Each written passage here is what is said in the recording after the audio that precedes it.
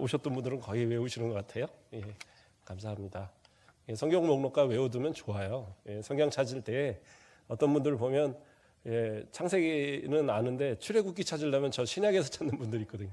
그러니까 이거 외워두면 그러니까 성경 찾기도 편하고 읽기도 편하기 때문에 이렇게 좀 외우시라고 그래서 수요일 날 특별히 좀 올해는 그렇게 불러가고 있어요. 오늘 말씀은 신명기 1장에 있는 내용들을 좀 살펴보려고 합니다. 모세가 지난주에 우리가 개론적인 부분들을 개관적인 부분들을 좀 살폈는데요.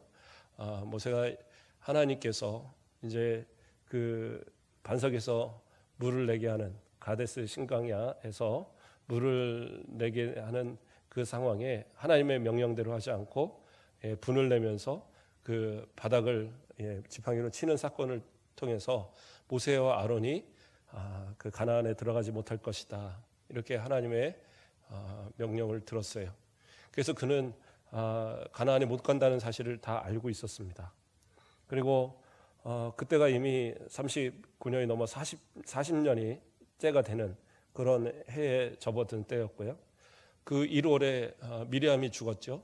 그리고 하나님 앞에 그 가나안에 들어가지 못할 거라는 소식을 듣고 그 말을 듣고 그 이후에 5월이 되었을 때에 아론이 죽었습니다.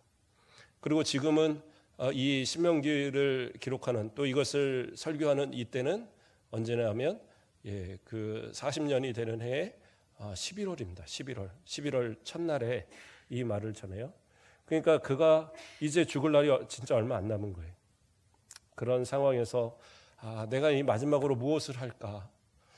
그때에 지금 이 복음을 이렇게 이 율법의 명령들을 우리 사랑하는 이 광야의 세대들에게 알려주어야 되겠다. 이런 마음을 먹은 겁니다.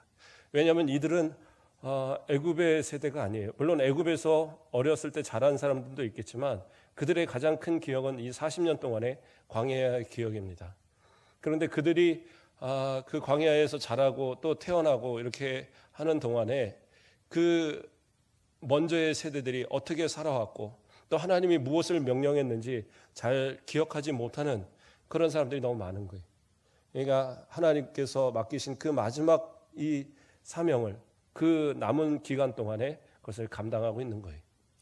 여러분들 같으면 오전에도 잠깐 얘기를 했었지만 만약에 뭐 이렇게 나이 들어갖고 뭐 이렇게 힘들으셔서 지금 우리 권사님들이 힘없어 뭐 이런 것처럼 이런 때가 아니라 젊고 건강한 모습으로 내게 한 일주일 정도 딱 살 시간을 준다. 그리고 일주일 뒤면 넌 천국 데려간다. 그럼 그동안 뭐 하시겠어요? 한번 생각해 보셨나요? 그런 생각? 나에게 건강을 주시고 일주일의 시간을 주시면 난 뭘 하겠는가? 저는 그동안 우리 가족들하고 어디 한번 놀러 간 적도 없는데 우리 아내하고 또는 남편하고 우리 자녀들하고 한번 어디 놀러 가겠습니다. 그럴 수 있을런지 모르겠는데 나는 시간이 되는데 다른 사람들이 시간이 안 될 수 있어요. 어쨌든 그럴 수도 있을 거고요. 어떤 분들은 나 혼자 좀 조용한 시간을 가져서 저기 뭐 등산도 하고 뭐 이렇게 보내보겠습니다. 취미 생활을 해보겠습니다. 또 어떤 사람들은 그동안 못 먹은 것도 마음껏 먹어보겠습니다. 뭐 이런 사람도 있을 것이고요. 또 누가 그랬다고 그러죠? 내일 주가 멸망해도 나는 사과나무 심겠다고. 그래서 열심히 또 땅 파갖고 사과나무 몇 개 심어놓는 사람도 있을 수 있을 것이고. 무엇을 할지 이렇게 생각을 쭉 해보는데 저도 무엇을 할까? 뭐 하겠어요? 뭐 이렇게 새벽 예배하고 설교하고 이러고 있겠죠. 그런데 중요한 것은 내게 주어진 그 마지막 시간에 내가 그동안 해야 될 일을 하지 못한 것 또는 지금 꼭 해야 되는 것 이거를 아마 하지 않을까라는 생각들을 해봅니다. 그렇죠? 그러니까 모세의 입장에서는 그래 내가 이 광야를 지나는 동안에 이들에게 이 마지막 때 이들이 알지 못하는 이 이야기를 해주지 않으면 하나님 앞에 가서 내가 받을 상이 없겠다 이런 생각을 아마 하지 않았는가라는 생각을 해봅니다. 그래서 그는 정말 그 마지막 순간을 하나님 앞에 이렇게 드리는 그런 모습이었어요. 그런데 그가 그렇게 할 수 있었던 이유가 뭐냐? 히브리서 11장 26절 말씀을 보면요, 그리스도를 위하여 받는 수모를 애굽의 모든 보화보다 더 큰 재물로 여겼으니 이는 상 주심을 바라봄이라, 이렇게 말씀해요. 그러니까 모세가 애굽을 버리고 광야를 택한 것, 또 그 안락을 버리고 이스라엘 백성을 이끌고 이 광야 40년의 시간을 보낸 것을 성경은 뭐라고 평을 하고 있느냐? 그리스도를 위하여 수모를 당했다라고 표현을 하는 거예요. 그러니까 이 모세는 단순히 그냥 그 광야의 생활을 하고 단순히 그냥 지도자로서만 살아간 게 아니라, 그가 궁극적으로 하나님의 계시를 통해서 알고 있었던 것은 그리스도의 오심이라는 거죠. 그러니까 그리스도를 위해서 그 하나님의 주시는 은혜를 생각하면서 그러한 어떤 모든 수모를 다 감당할 수 있었고, 또 그 감당할 수 있는 그 최후의 그 얻어질 무엇을 생각합니까? 이는 상 주심을 바라봄이라. 단순히 그냥 이 땅에서 상을 이야기하는 게 아니죠. 저 영원한 천국에서 누릴 그러한 보배로운 상을, 그것을 기대하기 때문에 이 땅에 얽매이지 않고, 이 땅의 보화, 이 땅의 어떤 지위, 이 땅의 어느 권세, 이것에 얽매이지 않았다라는 거예요. 그러니까 지금 모세에게 너는 이제 더 이상 못 들어가 라고 하나님께서 명령하셨고, 그리고 이미 그 누구예요? 미리암도 없고 아론도 없고 광야를 이끌던 그 삼총사 중에 혼자 남아 있잖아요. 어쩌면 이미 그 가데스 바네아에서 하나님께서 말씀하신 것처럼 이스라엘 광야에서 40년 생활하는 동안에 그 정탐꾼으로 갔던 그들과 함께 그 같은 세대들, 20세 이상의 모든 사람들은 광야에서 다 죽었거든요. 그러면 여호수아와 갈렙과 이 광야의 세대를 제외하고는 그 과거를 기억하는 사람은 자기만 남은 거거든요. 그렇죠? 그러한 어떤 상황, 참 어떻게 한편으로 보면 외롭고 그런 상황이었을 것 같아요. 그런데도 그가 힘을 낼 수 있었던 건 뭐냐? 하나님께서 천국에 대한 소망을 그에게 주셨기 때문에. 지금이 끝이 아니라 지금 이후에 또 저 영원한 천국의 상을 나는 기대하기 때문에, 그러니까 지금을 오히려 그 짧은 이 남은 삶을, 저 가나안이 아닌 그 천국의 더 큰, 더 은혜로운 그 상급이 있는 그 자리를 고대하고 또 소망하기 때문에, 그러기 때문에 이 마지막을 주의 영광을 위해서, 이 백성들을 위해서 사용할 수 있는 그러한 믿음이 있었다라는 거죠. 저와 여러분도 마찬가지입니다. 인생에 있어서 언젠가는 끝이 옵니다. 유한한 우리의 인생이기 때문에. 그러면 그때가 됐을 때 그때 가서 후회하지 않는 우리들이 되었으면 좋겠어요. 하나님 앞에 받을 상을 지금부터 좀 쌓아놓는 것. 그래서 이 땅에 물론 명예도 중요하고 권세도 중요하고 부도 중요해요. 그거 얻지 말라는 거 아니에요. 얻되. 그러나 더 중요한 저 영원한 천국에서 받을 상, 또 부활의 소망, 주님 만날 그 기쁨, 이 모든 것을 고대하면서 좀 준비하는 그러한 모습. 그래서 때로는 내 시간도 또 내 어떤 가진 것들도 주를 위해서 좀 이렇게 헌신하고 내려놓을 수 있는 것도, 그게 진짜 믿음의 모습이 아닌가 생각합니다. 오늘 오전에도 이야기했지만 삶을 통해서 그런 감사가 자꾸 넘쳐나야 돼요. 감사할 걸 좀 만들어 가야죠. 그래서 내가 이 주어진 순간, 그 한 순간에, 그렇죠?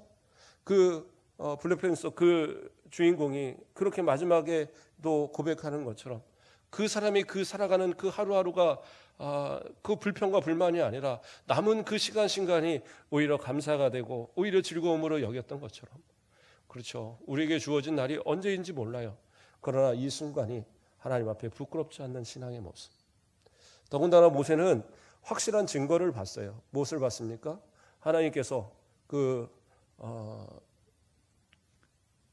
누굽니까? 아론이 죽을 때에 아론을 그냥 데려가신 게 아니라 그 아들 엘르아살에게 이양을 가진 제사장의 대제사장의 직분을 이양을 시키는데, 산으로 끌어올리셔서 모세와 아론과 그 엘르아살이 있는 가운데 옷을 벗어서 다 입혀줬어요. 그리고 그냥 그 건강하게 했던 모습이 그대로 누워서 죽었거든요. 그리고 거기서 장사를 지내고 내려온 거예요. 그리고 거기서 백성들이 40을 애곡하고 그런 이제 내용이 나오죠. 그런데 모세가 그것을 눈으로 봤습니다. 아, 이 건강한 가운데 하나님이 이렇게 아론을 데려가시는구나.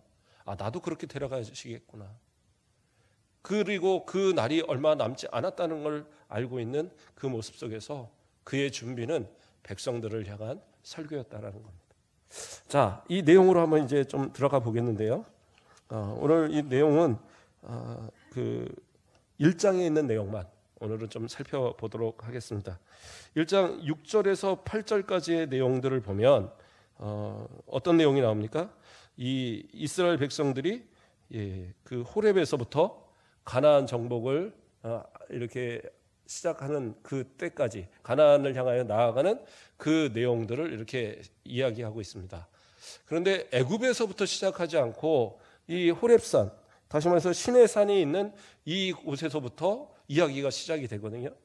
제가 다 막 찾아보는데 그 이유가 설명이 안 돼 있더라고요. 주석을 한 4가지 이상을 찾아봤는데도 설명을 하려면 애굽부터 설명을 해야 될 거 아니에요.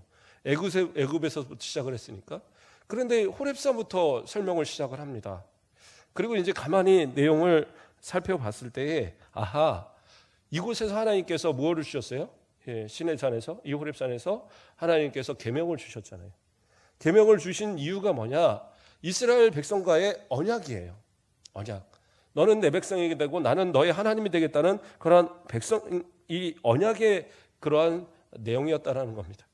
출애굽기 19장 6절 말씀을 보면 너희가 내게 대하여 제사장 나라가 되며 거룩한 백성이 되리라. 너는 이 말을 이스라엘 자손에게 전할지니라. 뭐예요? 너희에 대하여 제사장 나라가 되고 거룩한 백성이 되리라. 너희가 하나님의 거룩한 제사장의 나라, 거룩한 백성이 될 거라는 이 약속, 그렇죠? 나는 너희의 하나님이 되겠다는 이 약속을 이제 공식적으로 선언한, 공식적으로 맺어진 때가 어디냐면 바로 이 호렙산이다라는 거예요. 이 신의 산, 그렇죠? 그 전까지는 물론 아브라함에게 하신 약속, 그렇죠? 그 이삭에게, 야곱에게, 또 모세에게 하신 그런 약속을 따라서 이스라엘 백성들이 광야로 분명히 나오기는 했어요.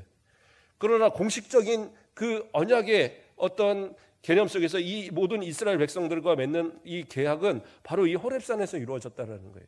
율법을 주신 것이 뭐예요? 결국에 너는 내 백성이라는 의미고, 그리고 너는 내 백성이라고 말씀하셨어요. 이것을 통해서 공식적인 하나님과 하나님의 백성으로서 맺어진 겁니다. 그러니까 이스라엘의 통치자는 누구예요? 이제는 하나님이신 겁니다. 모세가 통치자가 아니에요. 모세는 그냥 맡겨진 종일 뿐이에요. 하나님의 맡겨진 종.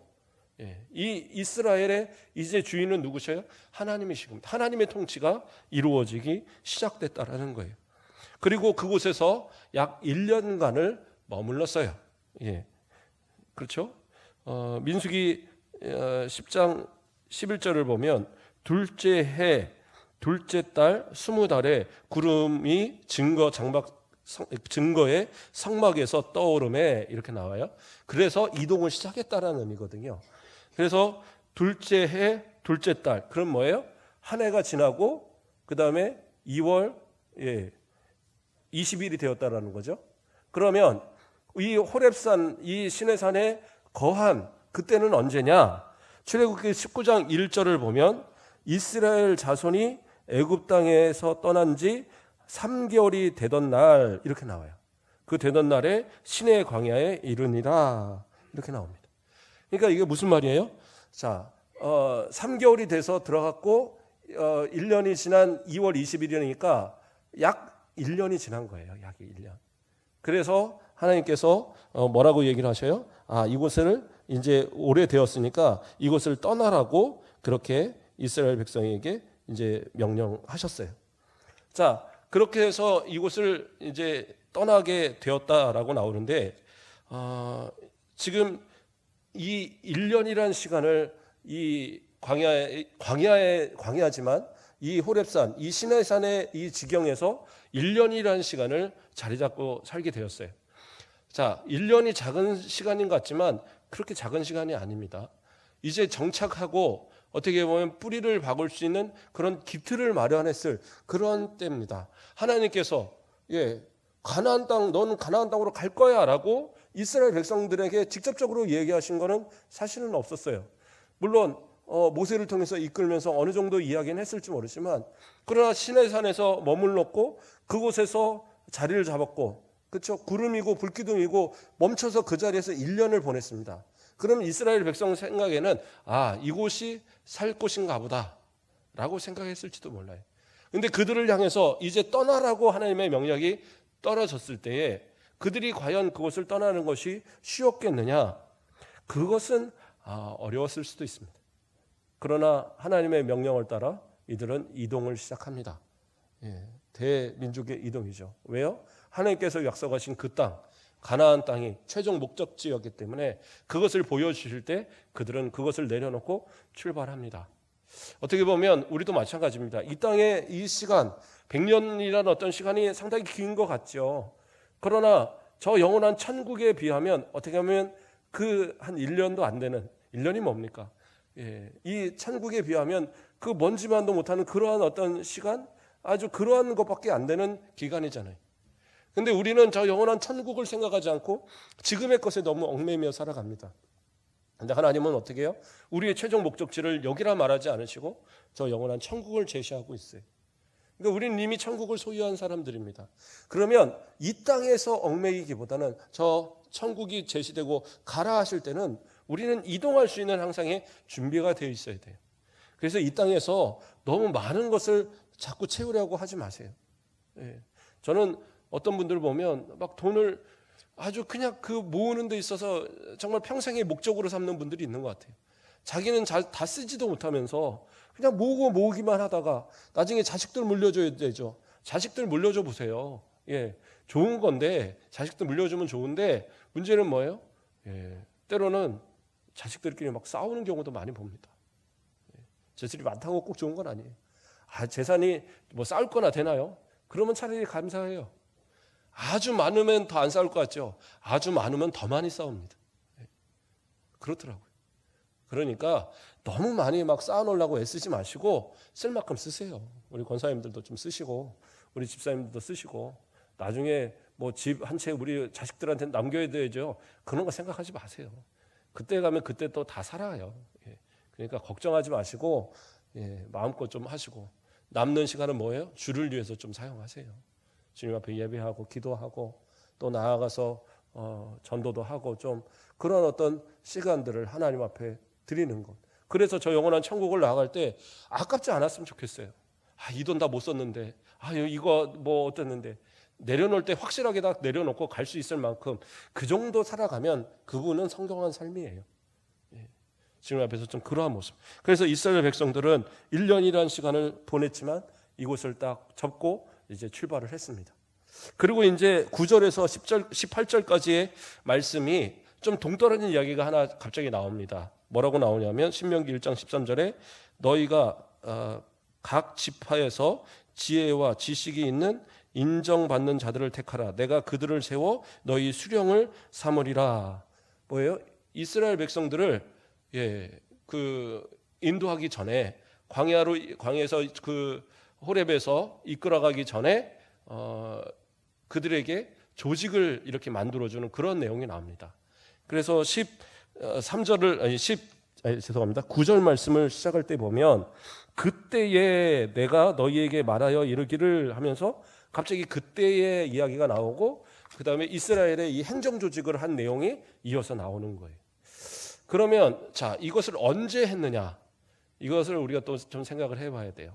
여기서는 분명하게 그렇죠. 각 그 지파의 지혜와 지식이 있는 인정받는 자들을 택하라 해서 그들을 불러다가 누구를 했어요? 뭐 천부장도 세우고 또 뭐 백부장도 세우고 뭐 이런 식으로 해서 이렇게 쭉 그 관리들을 그 수령들을 만들었어요. 그래서 그들을 통해서 각 지파가 운영이 되고 그들 가운데 재판도 하고 그들 가운데서 이제 잘 지도를 해서 혹시 그들이 다 판결하지 못하는 내용은 그때 가서 모세에게 갖고 오고 이러한 이제 직제 개편을 이제 이루어서 완전히 어떤 국가로서 어떤 그 완전한 조직으로서 이것이 자리 잡도록 이스라엘을 견고한 그런 어떤 행정 조직으로 이렇게 만들어진 그러한 모습이 바로 여기서 설명되고 있어요. 그런데 그때라고 나오니까 저도 그때라는 말이 이 호렙산의 이 사건 때에, 그러니까 이 호렙산을 떠날 때에 바로 그 직전에 있었던 일로 생각을 했어요. 그래서 제가 한번 찾아봤습니다. 아, 그렇구나. 그럼 이 일이 어떻게 나오나 하고 살펴봤는데, 여기서는 모세가 직접적으로 지금 호렙산을 떠나기 전에 이 백성들한테 이런 행정 조직을 만들겠다, 그렇게 이야기한 것처럼 나와요. 그런데 내용이 이제 그 출애굽기 18장에 가보면 18장 24절에 이런 얘기가 나옵니다. 이에 모세가 자기 장인의 말을 듣고 그 모든 말대로 하여라는 말이 나와요. 근데 무엇을 말했냐면 모세가 계속 백성들한테 재판을 해주고 있는 거예요. 그런데 이제 이드로 그 장인이 찾아왔는데 자기는 이렇게 거들떠보지도 않고 계속 백성들하고만 이렇게 저게 하고 있는 겁니다. 좀 오면은 장인어른 일로 오세요. 지금 이거 우리 백성들 한번 보시겠습니까? 이렇게 좀 소개도 하고 해야 되는데 장인어른은 혼자 그냥 그 돌아다니게 하고 자기는 어떻게 해요? 자기는 계속 백성들하고 이 재판만 하고 있으니까 그렇게 하지 말고 좀 조직을 만들어. 그래야지 하나님의 백성을 이끌지. 그러면서 이제 조언을 한 거예요. 그래서 뭐 천부장 만들고 뭐 백부장 만들고 이런 제도들을 쭉 이제 설명을 하게 해준 겁니다. 그런데 이제 그 말을 듣고 나니까 그게 옳구나 해서 그 말을 따라서 그러한 조직을 이렇게 만들었던 거예요. 그런데 중요한 건 뭐냐면 이 사건이요, 이스라엘 백성들이 이 호렙산, 이 시내산에 있는 시내 광야에 들어가기 전 일입니다. 그 때에 주어진 이야기가 아니라 그곳을 들어가기 전의 일이에요. 그러니까 지금 1년의 그 시간 동안 머문 때 일이 아니라 1년을 머물기 그 전 이야기입니다. 왜냐하면 19장에 들어서 그 하나님의 산, 시내산으로 가는 그 장면이 나오거든요. 출애굽기에. 그러면 18장에 나오는 얘기는 어떻게 된 겁니까? 그러면 성경이 좀 이상하지 않습니까? 그게 아니라, 그래서 그때라는 말을 제가 찾아봤어요. 그때란 말이 무슨 의미인가를 찾아봤더니 이게 그게 아니더라고요. 이것은 이제 히브리적인 표현입니다. 히브리적 표현으로 어떤 이야기를 바꿀 때에 우리가 또 그렇잖아요. 뭐 어떤 이야기를 할 때 그 옛날에 뭐 그런 일이 하나 있었지, 이런 식으로 이제 그런 식으로 불특정한 어느 시간대를 이야기할 때 그때라는 말을 사용하는 거예요. 그러니까 그때라는 말을 사용할 때에 이것이 꼭 호렙산에서 있었던 일이라고 말하는 게 아니라, 이것 시간적인 어떤 연대기적으로 이야기하는 게 아니라, 이것을 그 전의 상황이든 어느 때든 그냥 기억나는 대로 이야기했던 거예요. 그러니까 호렙산으로부터 시작한 것이 중요했던 이유는 이들이 광야의 세대, 그러니까 저 애굽의 세대가 아닌 광야의 세대, 하나님으로부터 기인된, 하나님으로부터 시작된 광야의 세대라는 사실을 두각시키기 위해서 호렙산부터 시작을 했지만, 그러나 그 다음의 이야기인 이 직제에 대한 이야기는 생각해 보니까 이게 중요한 거예요. 이 이야기를 빼먹어서는 안 되겠구나. 지금 너희가 하는 이런 그 직제가 예전에 이런 어떤 일로 인해서 이렇게 만들었다, 이 얘기를 갑자기 하고 싶었던 겁니다. 그러니까 그때에라는 말을 통해서 그냥 그 연대기적인 아닌 그냥 이 이야기가 중간에 들어온 거예요. 그러니까 그렇게 이해를 하시면 이해가 될 겁니다. 그러니까 성경을 보니까 출애굽기를 좀 성경을 잘 읽으시는 분들은 출애굽기 내용하고 신명기 내용이 틀린데, 그러면 이거 뭔가 틀린 거 아니야? 이게 틀린 게 아니라 어법의 차이인 거예요. 어법에. 그래서 그냥 그들의 습관적으로 어떤 이야기를 삽입하여 들어갈 때 그냥 그때에 이런 습관이 있는 겁니다. 그래서 모세도 이 말을 설명할 때 그때에 하고 이 직제를 이렇게 만드는 그러한 것을 설명했고, 왜냐하면 이 직제를 통해서 이스라엘 백성들이, 하나님의 백성된 그들이 조직적인 그러한 백성으로 만들어지는 그러한 어떤 중요한 이야기이기 때문에 이곳에다 삽입시켜서 우리가 좀 오해할 수 있도록 그렇게 만들었던 겁니다. 자, 그 다음에 이야기가 이제 19절부터 25절에 보면 호렙을 떠나서 바로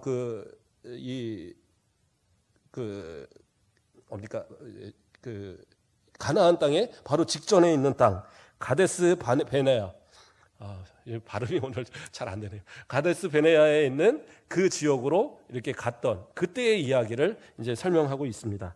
신명기 1장 22절 말씀을 보면 너희가 다 내 앞으로 나와 말하기를 우리가 사람을 우리보다 먼저 보내어 우리를 위하여 그 땅을 정탐하고 어느 길로 올라가야 할 것과 어느 성읍으로 들어가야 할 것을 우리에게 알리게 하자 하기에, 이 얘기는 무슨 얘기냐면 원래 모세는요 이스라엘 백성들의 정탐꾼을 뽑아서 이 가나안 땅으로 보낼 마음이 없었어요. 그랬는데 이 백성들이 자신에게 요구해서 그렇게 했다라고 설명하고 있는 겁니다. 왜냐하면 그 바로 앞절에 신명기 1장 21절 말씀을 보면 너희의 하나님 여호와께서 이 땅을 너희의 앞에 두셨은즉 너희 조상의 하나님 여호와께서 너희에게 이르신 대로 올라가서 차지하라. 두려워하지 말라. 주저하지 말라. 이렇게 얘기했어요. 그러니까 뭐라고 그랬어요? 차지하라. 두려워하지 말라. 주저하지 말라. 분명히 얘기했습니다. 모세는. 그러니까 가라 명을 했는데 이스라엘 백성들이 생각할 때에 아니 그래도 아무리 그래도 저기를 좀 차지하려고 하면 길이 어떻게 생겼는지 어느 성이 어디에 있는지 그 정도는 알고 가야 되지 않습니까? 그러니까 정탐꾼을 좀 보내보시죠. 이렇게 이야기한 거예요. 그래서 12명의 정탐꾼을 보냈습니다. 그리고 그들이 이제로 갔다 와서 보고를 합니다. 뭐라고 보고를 하느냐?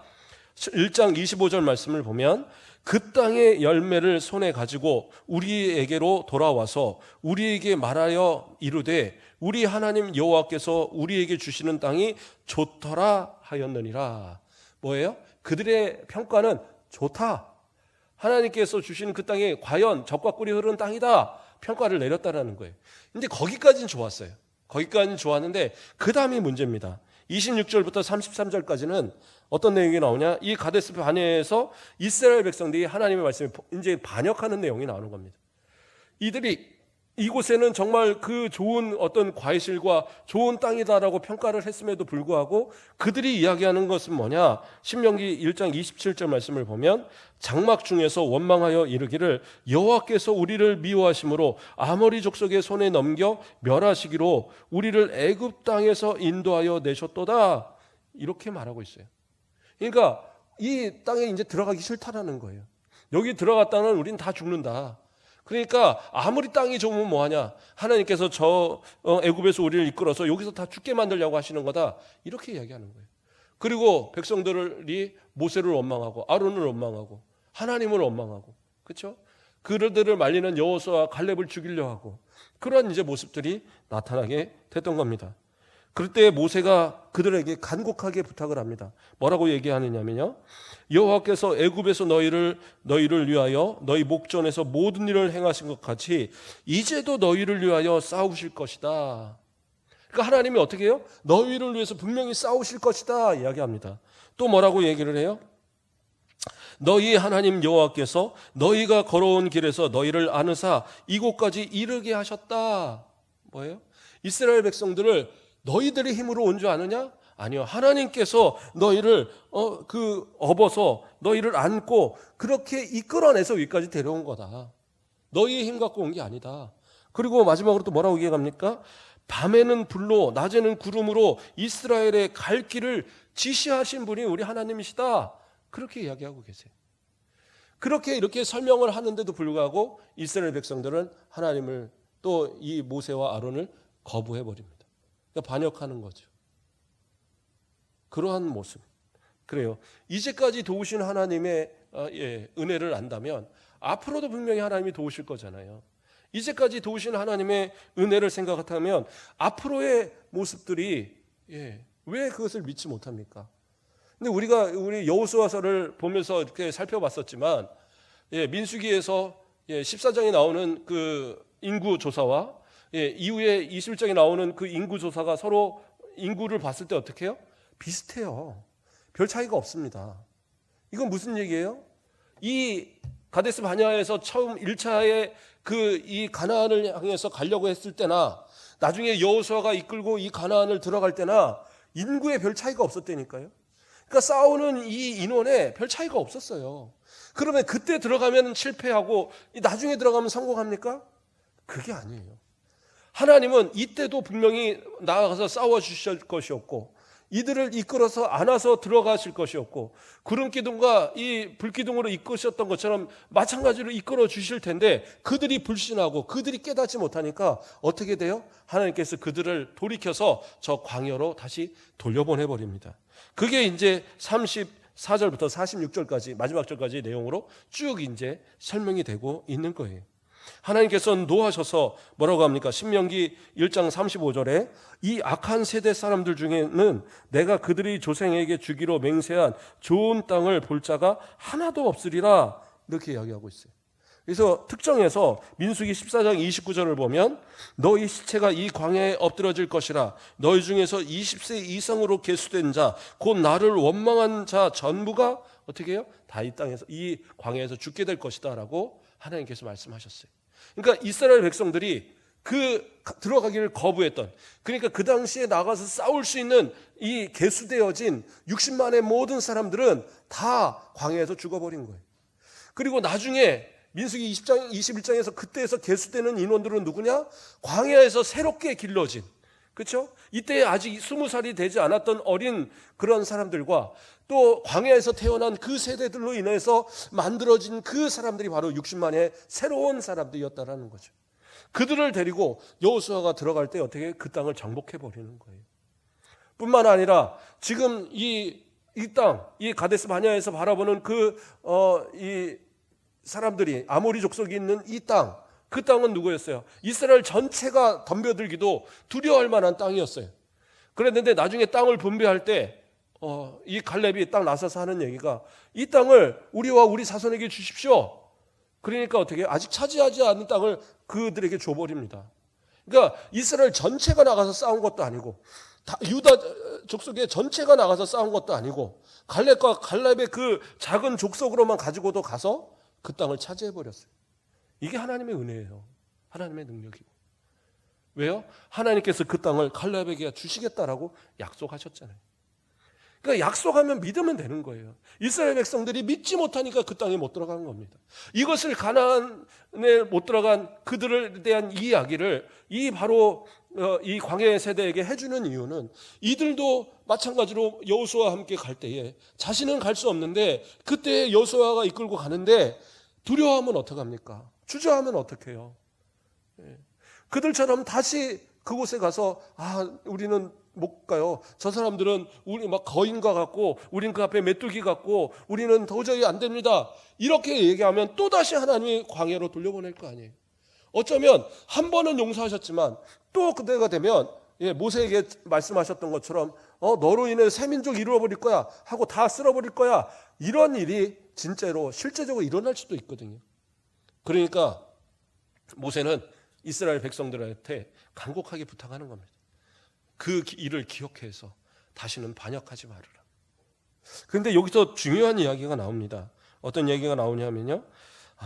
신명기 1장 44절을 보면 그 산지에 거주하는 아모리 족속이 너희에게 마주 나와 벌떼같이 너희를 쫓아 세일산에서 쳐서 호르마까지 이르니라 이야기가 나와요.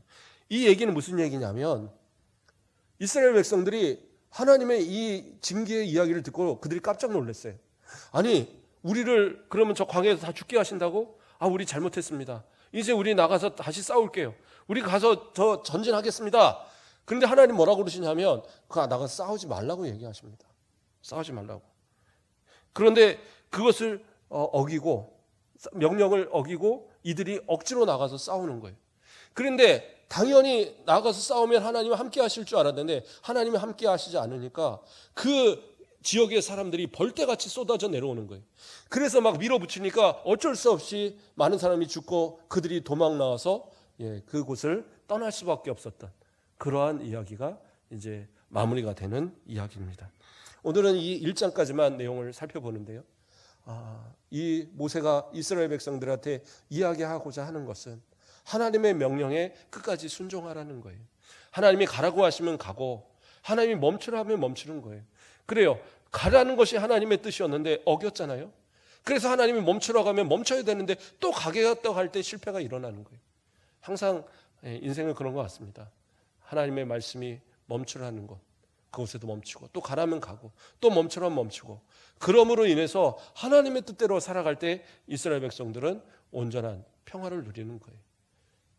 그래서 이 광야의 세대들에게 이 가장 먼저 이 출애굽의 여정을 설명하면서 그들로 하나님의 말씀에 순종하는 백성 되라고, 그리고 끝까지 불순종하지 말고 모세를 대신한 여호수아를 따라서 저 가나안 땅을 점령하라고, 저 영원한 천국의 소망을 가지고 나아가라고 또 오늘날 우리에게도 이야기하시는 말씀이 되는 줄 믿습니다. 우리도 이 땅에서 너무 이 땅에서만 얽매여 마음 가지고 살지 마시고 주의 말씀 따라 살다가 주님께서 부르시면 언제든지 기쁨으로 나아갈 준비되어진 신앙의 준비자들 되시길 주님의 이름으로 축복합니다.